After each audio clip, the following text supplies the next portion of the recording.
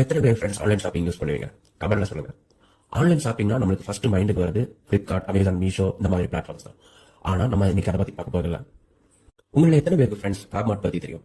ஃபிளாக்மார்ட் வந்து 1999 இந்தியால K Vaitheeswaran and the ஸ்டீமால வந்து இன்ட்ரோடியூஸ் பண்ணப்பட்டது. அண்ட் இது இன்ட்ரோடியூஸ் பண்ணப்பட்ட கொஞ்ச வருஷத்துல எக்ஸாக்ட்லி 2003 வந்து இதை க்ளோஸ் பண்ணிட்டாங்க. அண்ட் இதை க்ளோஸ் பண்ணிட்டு ரீபிரான்ச் பண்ணி ஃபிளாக்மால் அப்புறம் இந்தியன் பிளாசா அப்படின்னு 2 ஓபன் பண்ணாங்க. ஃபிளாக்மார்ட்னால ஏன் வந்து பிளாட்ஃபார்ம்ல நிக்க முடியல அப்படின்னா, அவங்க வந்து இவங்க தான் ஃபர்ஸ்ட் ஆன்லைன் ஷாப்பிங் வந்து ரெடி பண்ணாங்க. ஸோ இது மக்கள் மத்தியில் ஒரு ஃபெமிலியரான பிளாட்ஃபார்ம் கிடையாது. ஸோ அதனால trust issues and early stage of mobile app developing in India. So அதனால இந்தியாவில் இது ஒரு ஃபெமிலியரான ஒரு பிளாட்ஃபார்ம் கிடையாது. ஸோ அதனால தான் இவங்களுக்கு பெரிய டவுன்ஃபால் ஆச்சு. ஸோ அதை தெரிஞ்சுக்கிட்டு அடுத்ததுதான் நம்ம ஃபிளிப்கார்ட், அமேசான் அந்த மாதிரி பிளாட்ஃபார்ம்ஸ் எல்லாமே அவங்களுக்குள்ள டெவலப் பண்ணி இப்போ வந்து ஹை பொசிஷன்ல இருக்காங்க. இந்த கண்டென்ட் தெரியும் அப்படின்னா ஒரு லைக் கொடுத்துருப்பாங்க ஃப்ரெண்ட்ஸ். அண்ட் நம்ம சேனலை மறக்காம சப்ஸ்கிரைப் பண்ணிட்டு நோட்டிஃபிகேஷன் ஆன் பண்ணிடுங்க. அப்பதான் நான் போடுற வீடியோஸ் உடனுக்குடன் உங்களுக்கு வந்து ரீச் ஆகும்.